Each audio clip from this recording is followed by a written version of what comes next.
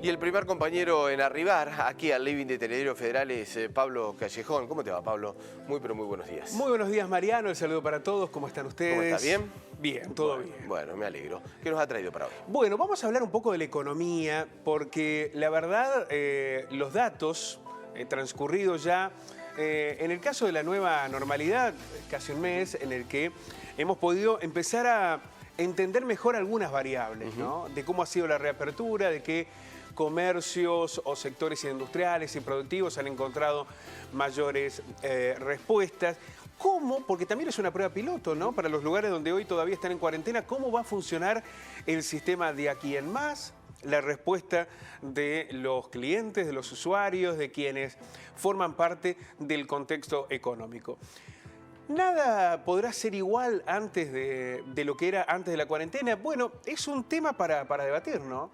Probablemente no en los comercios. Hace unos instantes hablamos, por ejemplo, de la situación de los bares que están trabajando al 50% en todas las provincias del país. Este es el esquema, el protocolo nacional. Tienen que readecuar todo ese sistema. Hay sectores que nunca perdieron.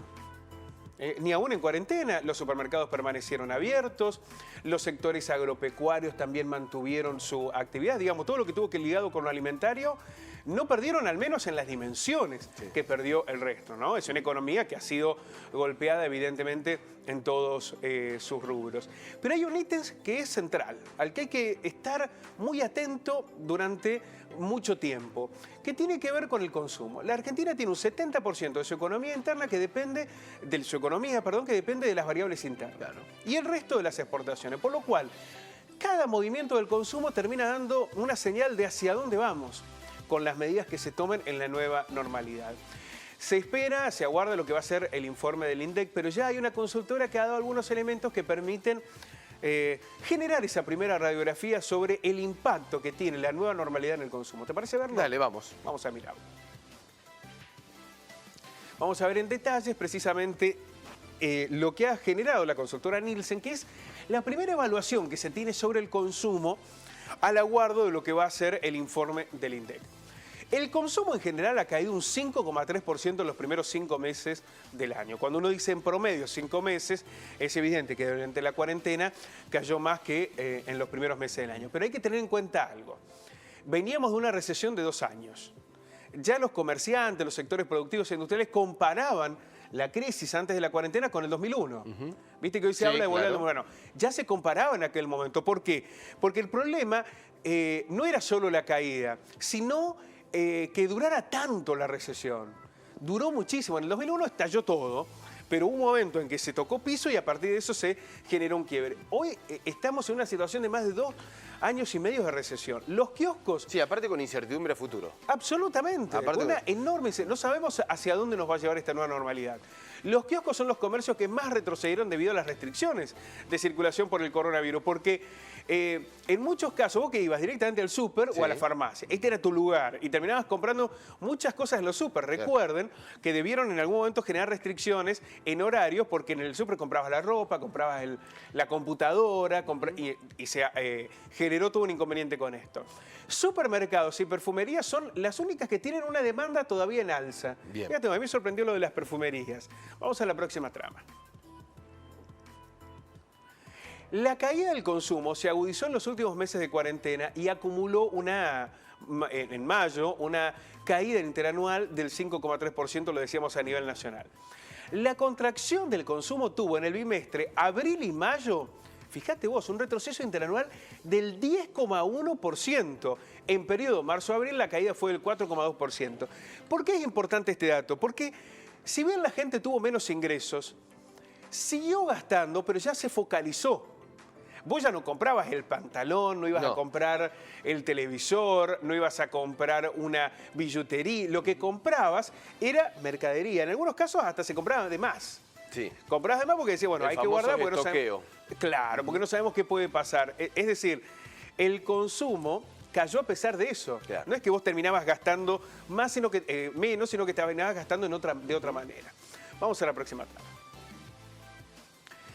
Por el contrario, en el bimestre febrero-marzo el consumo había registrado una suba del 0,7%, porque también hay que decirlo que después de la abrupta caída en enero había era como que habíamos tocado piso y empezábamos a levantar ese esquema. Pero claro, en el medio vino una cuarentena, una pandemia y todo se desmoronó cuando la Claro, economía comenzaba a dar las primeras señales. ¿A dónde quedó esa suba del 0,7? Absolutamente, ¿no?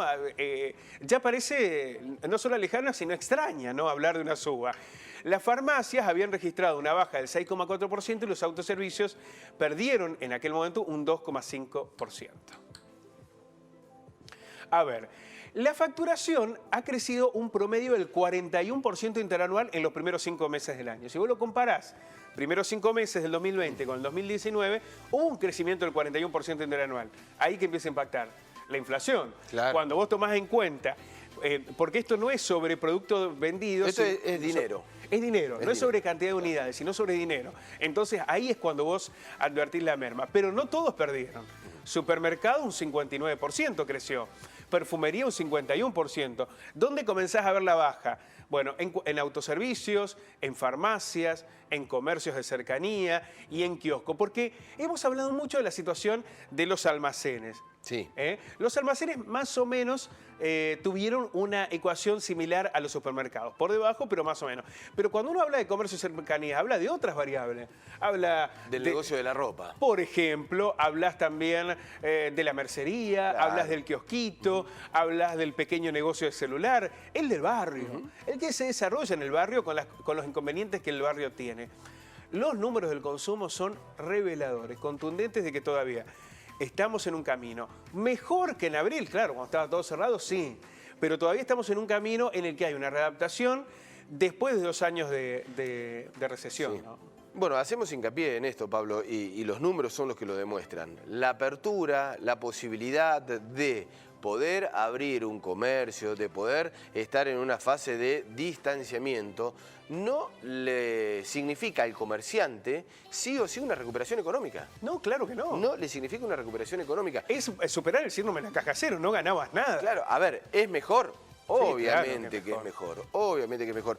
Pero ¿dónde apunto? Que se utiliza esto de decir, bueno, ya están en fase 5, ya Pablo pudo abrir el comercio, entonces a Pablo no le hace falta el ATP, entonces a los empleados de Pablo no le hace falta la ayuda, o al monotributista no le hace falta el IFE. Y sigue haciendo falta. Son fundamentales. Son fundamentales. La excusa de la fase 5, de la apertura, de la flexibilización, es ni más ni menos que eso, una excusa del gobierno para no seguir inyectando dinero. Obviamente que tal vez no la tenga. El recurso no es infinito. El recurso del Estado no es infinito, pero tiene que tomar medidas de contención social porque es fundamental para poder salir no tan golpeados de esta situación. Bueno, acá surgen 2 elementos, 2 variables. Las zonas blancas, el interior, la gran parte del país no va a cobrar o va a dejar de cobrar el IFE y los ATP porque se readecuó la economía. Pero lo cobra Capital, que está en cuarentena. Sí, claro. Capital Federal, donde se concentra gran parte de la riqueza del país, ¿necesita más que el Chaco? ¿Más que Santiago del Estero? ¿Más que Tucumán? ¿Más que San Luis o que Córdoba? Porque estamos hablando también, allí hay un núcleo de riqueza muy importante, Capital Federal. No hablamos del conurbano, hablamos de Capital Federal. Entonces, ahí tenés un eje. ¿Tiene sentido seguir invirtiendo, más allá de que estén en cuarentena, solo ahí y no en sectores más postergados? Y por el otro lado, la discusión está.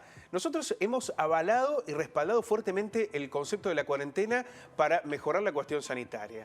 Entendemos que es el mejor camino que se podría haber transitado. Ahora, cuando reactivas la economía, ¿quién paga el costo de la crisis? Claro.